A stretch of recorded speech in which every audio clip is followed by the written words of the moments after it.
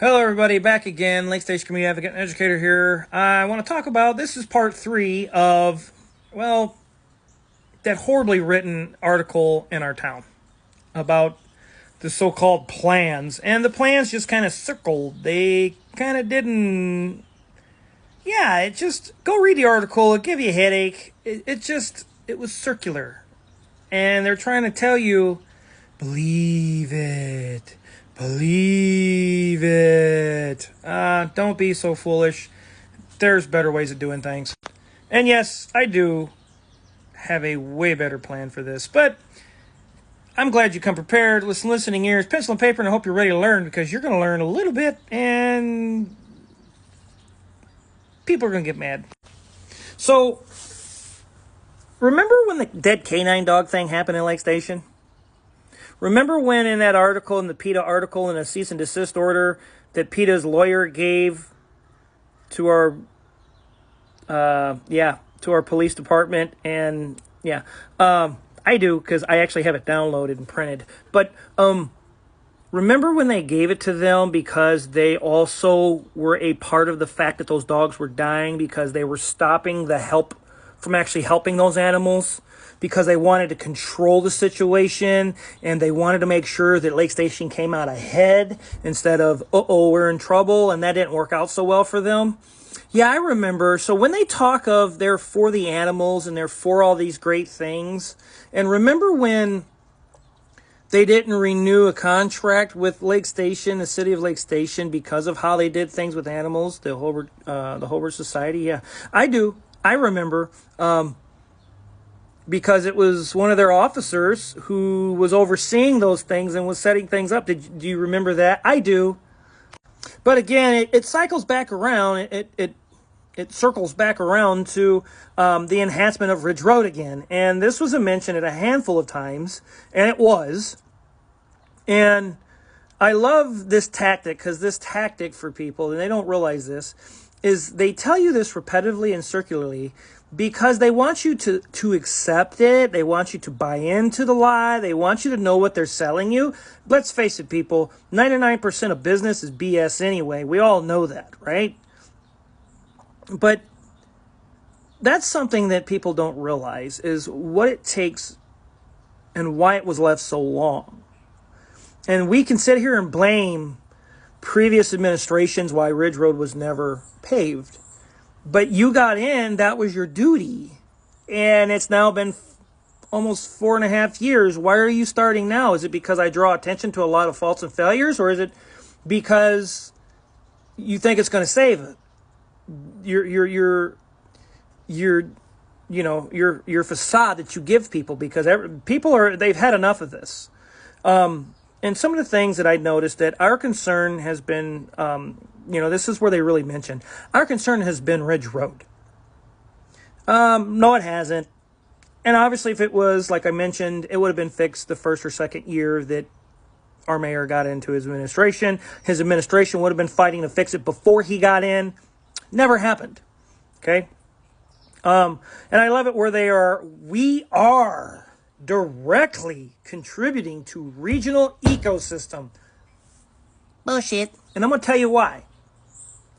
Because we're the only town that's left behind. Every town around us, and then some, is thriving and progressing and growing because they got their act in order. Not in our town. They don't have it together because they're too busy trying to have a stranglehold on its residents for power and to keep votes and to keep control. And that's where accountability, integrity, and transparency comes in, because those 3 elements forces people to be honest. It forces them to do the right thing when no one's looking. But when you have a stranglehold and you got to hang on to it because of voting, because of you need that power, otherwise we're in trouble, I want you to think about what I just said. Because if they lose power, they're going to get in trouble. I wonder what's going on behind the curtain. But either way, and it's a blatant lie when they say we are directly contributing, because every town around us, like I said, is thriving. We've been behind, and it's no surprise.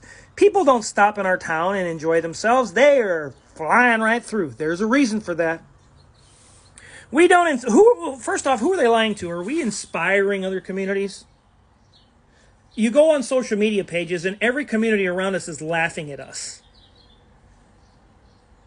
Let's face it, Gary, the city of Gary, has been known for years. It's been known as the Rust Belt. It's been known as the strength of the country because of the steel mills. But it's also been known in the 80s, 90s, and 2000s for being criminally ridden and just ran down. The world knows that. There are people in Germany that know about Gary, okay? And it's horrible that even they are progressing past us. So I want you to think about that for a moment. And again, when they mention, well, we inspire other communities. No, we're not. Who are you lying to? Don't lie. Stop lying to yourself. I'm not believing it. No, we're not. And anybody with a lick of common sense can tell, no, we are not inspiring other communities. Hobart has passed us. Portage has passed us. Hell, there are farm towns that are way past us. Gary's progressing. So don't sit here and lie. I don't know who you think you're lying to, but you're not lying to me. There are people that's been in our community for 50 and 60 years that have said this is the worst it's ever been. I love where they also mention it. We want to make sure that we have better care, and we want to teach our residents to have better care for our stray animals in our town. But whose cost does that come to? Why do we have to pay for people's stray animals, right? Well, every town has to. Everybody's got to do that. Yeah, but we've become a dumping ground for animals. The problem is because there's no police officers out and about, they're not catching nobody, and nobody wants to rat on anybody. Nobody wants to say, hey, I saw this dude doing this. Get that guy. So residents need to be more proactive when they're finding and seeing these things.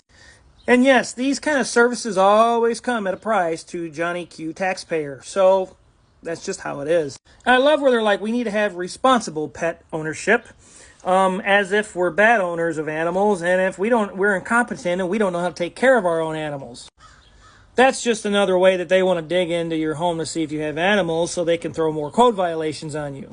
Again, the article circled back around to Ridge Road. That we want to drive economic health.